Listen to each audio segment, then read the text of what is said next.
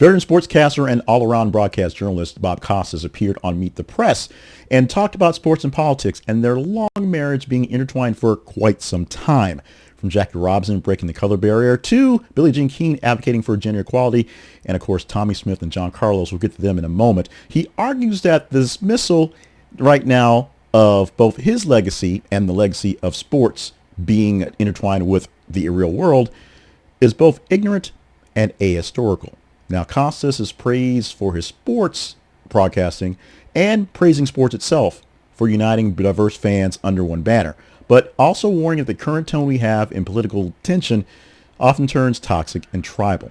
He noted that while stadiums can bring people together, incendiary rhetoric in sports discourse today can also make an easy justification for the deep divides that we actually have. And he challenges essentially to stick to sports notion, saying that athletes should go back to dribbling the ball or throwing the pitches or running around on the grass out there. It's something that gets his ire because he tends to say what he wants to say, and it gets really selective to the people who they want to take down, people you want to take down in those cases, because it's not necessarily the guys that think like they want to think. It's guys that think things that may be progressive, may be a bit shocking, may actually have them to address some things in their own lives. Costas insists that marginalized voices using their platforms to speak on equality and justice aren't breaking the rules. They're following a long-standing tradition. So let's talk about some folks who follow this tradition. It's people that Costas essentially is advocating for in this time. Somebody that actually advocated for in real time, if you will. Starting off with one, Colin Kaepernick, who of course took the knee at their national anthem to protest police brutality.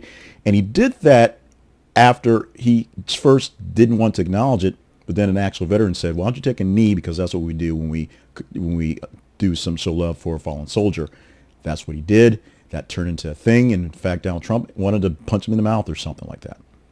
We know you guys love Megan Rapinoe. Actually, we know you hate Megan Rapinoe. She is a footballer, a soccer player, a women's soccer player, who also kneeled through the national anthem and openly opposed Donald Trump's administration and criticized him outright. And you guys don't like her very much. Let's go to someone that you guys love, except for that time he said that thing, being one Muhammad Ali, or Cassius Clay as he was born. He wasn't drafted to the Vietnam War. He decided religious and moral beliefs. He didn't want to fight no Viet Cong. He didn't want to do all that stuff. Even though he would have gotten, the Elvis treatment, he wasn't going to war for that thing that he believed against. Someone also believed against essentially war fighting and just how the government worked is Enes Kanter, who turned to Enes Kanter Freedom. He was an outspoken critic of the Turkish President Erdogan and China's humanitarian rights abuses. From that, Turkey essentially put a bounty on his head and boasted him out of the country. He was literally a man out of the country for many, many years until he got his citizenship here in the States. Going to tennis. Two people real quick. First, we're going to Naomi Osaka, who, of course, wore a mask during the COVID time, that had the names of people who were victims of police brutality on them. Also, who's not pictured here, we had a thing of Djokovic, who, of course, did not want to wear a mask and basically didn't want to be vaccinated and got bounced from many competitions during that time as well.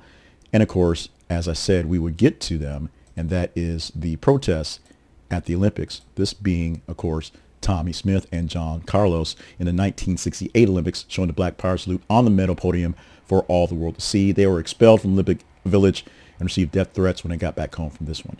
Out of order. Here's your picture because I got him here. Here's your Djokovic. There you go. I put him out of order. Finally, Laura Ingram. Wait, Laura Ingram didn't actually say anything about, upstanding or fighting for rights or saying things that marginalized people should speak. She, of course, told LeBron James to shut up and dribble. She was the folks behind telling basketball players in a notion where they were talking about equal rights and black stuff, when they were speaking their minds, that they should go back to focusing on playing the ball and not trying to play the politics. That's why we're talking about Laura Ingram. But this really is supposed to be about Bob Costas. And so let's get back to Bob Costas. He actually modeled his message and practice all through his entire broadcasting career.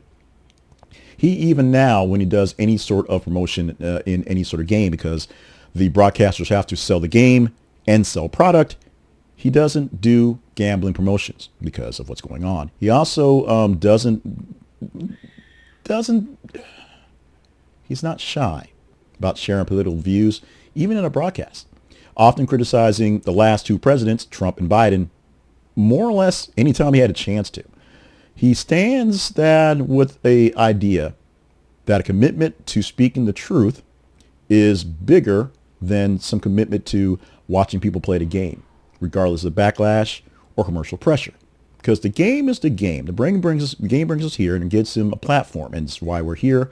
But the realities of what's outside the stadium are realities. This discussion Bob Costas had this morning with Kristen Welker goes beyond personalities and what goes on in people with opinions that don't necessarily get the right to say them because they are famous. This happens for actors as well. This happens for people in the know. They're just general people you know and love, but then they say something that's a bit political and it doesn't fall in line with the norm or more or less what you think. It turns to an issue.